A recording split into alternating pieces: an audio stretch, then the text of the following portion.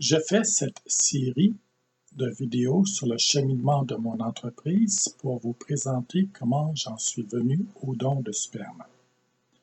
Vous voyez en haut $, $2, ça identifie cette série. Au milieu, c'est le numéro de séquence. Ceci, c'est le premier vidéo. Puis en bas, vous voyez une photo d'une pompe péristaltique à contrôle numérique que je vais présenter dans cette vidéo. La vidéo est produite en français et en anglais. Pour la version anglophone, le $, $2 va avoir la partie d'en haut en bleu plutôt que une partie verticale en bleu. Puis le titre va être en anglais plutôt qu'en français, mais d'un point de vue du contenu, pour le premier épisode, c'est la même chose en anglais et en français. Mon entreprise faisait des instruments analytiques pour des mesures en électrochimie, électrobiologie, pour des applications en pharmaceutique, en diagnostic médical. Mais je faisais aussi des appareils périphériques à ces mesures-là, comme cette pompe péristaltique à contrôle numérique. Le mouvement péristaltique, c'est lorsqu'on pousse un rouleau sur un tube pour faire avancer un liquide. Le fait que le liquide est toujours dans le même tube évite la contamination. Ça permet de livrer un volume de liquide assez précis. Le rouleau est fixé à un moteur qui est contrôlé par un micro-ordinateur. L'utilisateur peut programmer la vitesse de rotation avec une précision de 0,1 tours par minute. Il peut aussi programmer le nombre de tours avec une résolution de 1/200 de tour.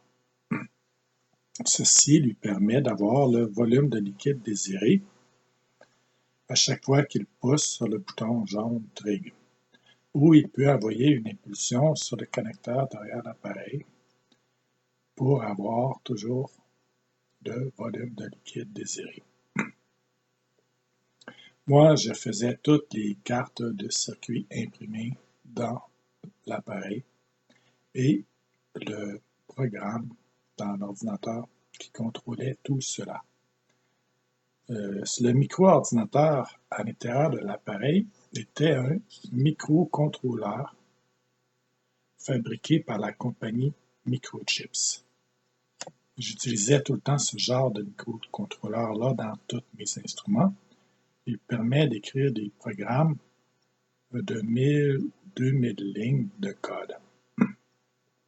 En 1998-2000, c'était bon comme volume de programme. Aujourd'hui, les programmes dans les microcontrôleurs sont beaucoup plus grands que ça, mais à l'époque, c'était bien que j'arrive à faire un tel instrument avec seulement 2000 lignes de code. C'était un très bel instrument, très belle pompe péristaltique. Dans le prochain épisode, je vais vous présenter mon Polaro Nano Ampèremètre, un instrument de ma gamme de produits analytiques pour les mesures en électrochimie et électrobiologie. Parmi ceux-ci, certains instruments utilisaient de la haute technologie. Ceci est un circuit intégré.